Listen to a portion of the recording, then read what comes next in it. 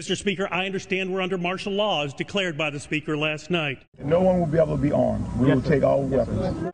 The only way they can pass this bill is by creating and sustaining a panic atmosphere.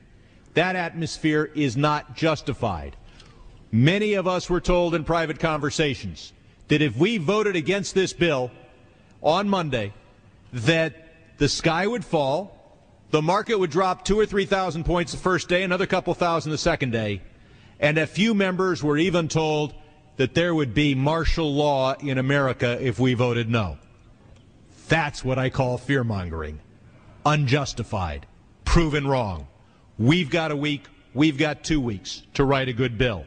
The only way to pass a bad bill, keep the panic pressure on. Gentleman's time has expired. The gentleman from Texas. Mr. Speaker, I ask permission to address the House for 1 minute, revise and extend my remarks. Without objection. Mr. Speaker, I also come to the floor today to talk about this $700 billion bill that's in front of us. I use the term bill advisedly because we have seen no bill. We are here debating talking points on perhaps what is one of the largest fundamental change in our nation's financial system in its history. And House Republicans have been cut out of the process. Not only have we been cut out of the process, we've also been derided by the leadership of the Democratic Party and called unpatriotic for not participating. Mr. Speaker, I have been thrown out of more meetings in this Capitol in the last 24 hours than I ever thought possible as a duly elected representative of 820,000 citizens of North Texas. Mr. Speaker, politics is a full contact sport, and I understand that, but it is a full contact sport in the light of day in the public arena. Since we didn't have hearings, since we didn't have markups, let's at least put this legislation up on the internet for 24 hours. That's what Thomas was made for. Let's do that and let the American people see what we have done in the dark of night. After all, I have not gotten any more mail, any more emails on any other subject than this one that is before us today. Mr. Speaker, I understand we're under martial law as declared by the Speaker last night. I think it's ironic. House Republicans have not been needed for a single thing in this House to assure passage for the last 22 months. And today, we're going to be asked to vote for a bill for political cover because Democrats are too weak to stand up to their Speaker. I yield back. Gentleman's time has expired. Some fear any nuclear, biological, or chemical attack on U.S. territory might trigger just that. And as KSLA News 12's Jeff Farrell discovered, the clergy would help the government with potentially their biggest problem, us. From my cold, dead hands. Charlton Heston's famous declaration captures a truly American value, the overarching desire to protect our freedoms. But gun confiscation is exactly what happened during the state of emergency following Hurricane Katrina in New Orleans. U.S. troops also arrived, something far easier to do even now thanks to last year's elimination of the 1878 Posse Comitatus Act. That forbid U.S. troops from policing on American soil. If martial law were enacted here at home, like depicted in the movie The Siege, easing public fears and quelling dissent would be critical. And that's exactly what the Clergy Response Team, as it's called, helped accomplish in New Orleans. Jeff, the primary thing that we say to anybody is let's cooperate and get this thing over with, and then we'll settle the differences once the crisis is over. Such clergy response teams would walk a tightrope between the needs of the government versus the wishes of the public. In a lot of cases, these clergy would already be known in the neighborhoods in which they're helping to defuse that situation. For the clergy, one of the biggest tools that they will have in helping calm the public down or obey the law is the Bible itself, specifically Romans 13. Because the government is established by the Lord, you know, and that's what we believe in the Christian faith. That's what's stated in the Scripture. Civil rights advocates believe the amount of public cooperation may depend largely on how long they expect a suspension of their rights might last. Jeff Farrell, KSLA News 12 reporting. And according to Tuberville, during Hurricane Katrina, the clergy response team provided 38 chaplains a day around the clock at 8 different camps. No one will be able to be armed. We will take all weapons. It was a human drama with emotions and tensions running high. Patty Connie is still trying to recover physically and emotionally. They really did a number on me. from the day police forced her from her home. It was traumatic. All of a sudden, they were banging on the front door, the side door, and the back door, and they said, "Let us in." Patty tried to explain. She was on dry land, she had plenty of food and water, and didn't want to abandon her dogs. But it didn't matter. If you see 6 or 8 police that look like linebackers pushing you in a corner, you're in shock. I'm saying, look at all my food. I got plenty of food. They kept pushing me back, and ended up like this. Then, Patty showed them a small revolver she was carefully holding in the palm of her hand. A camera crew was there to capture what unfolded next.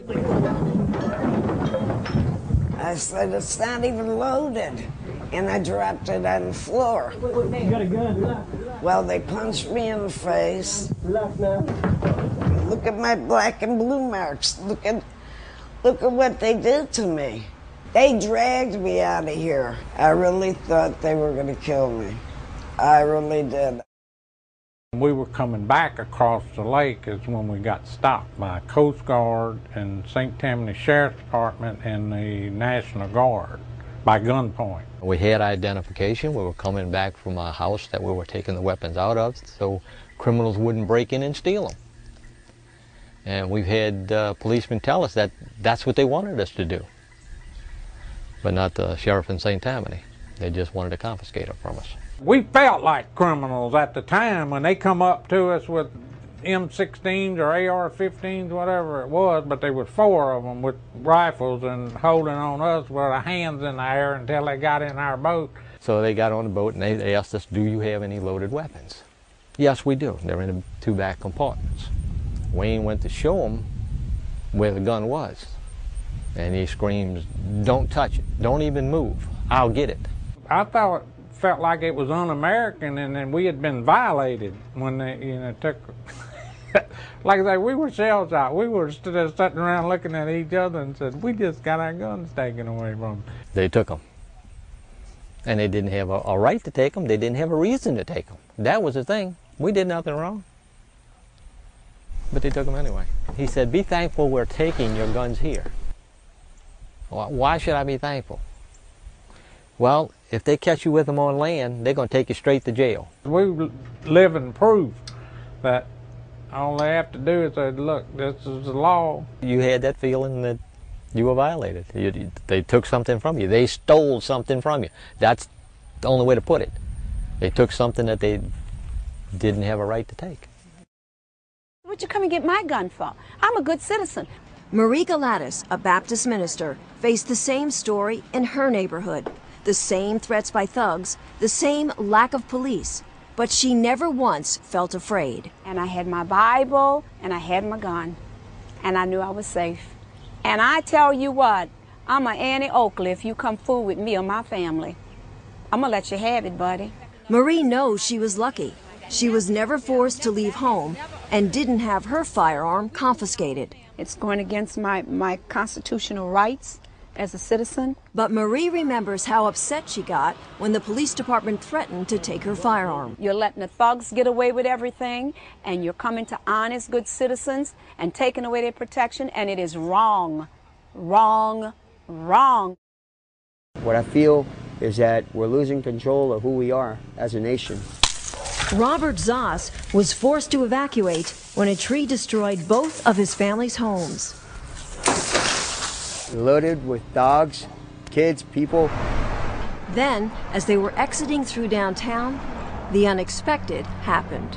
These cops came out of nowhere, said stop, and asked, do we have weapons in the car? And I told him, yeah, I do. He said, get out the vehicle, had us all sit cross-legged in front while they searched the vehicle. I had a .22 long rifle. My tenant's girlfriend had a .22 pearl handle revolver given to her by her grandmother or grandfather. But Robert couldn't believe what he watched police do next to his rifle and his friend's pearl handle revolver. I saw them smash her gun given to her by grandmother, grandfather, just against the curb. The other things that they busted up, the .22 rifle they busted up, these were police officers that went too far. We didn't have any rights. I mean, they treated us like criminals. They treated us like if we were in a third world country. I was scared because these guys weren't doing it by the book. There was mayhem. New Orleans police